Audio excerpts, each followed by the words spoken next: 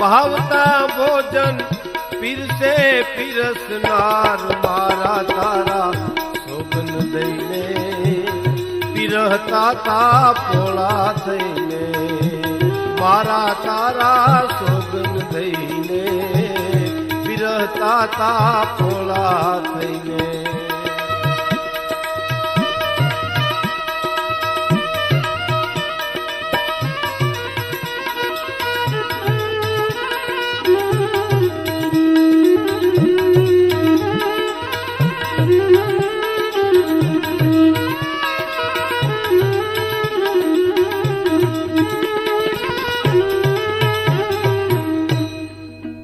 કવિ એક જમણવારમાં જાય છે અને પછી પ્રસંગ નજરે જોઈને પછી કવિતામાં ગૂંથે છે.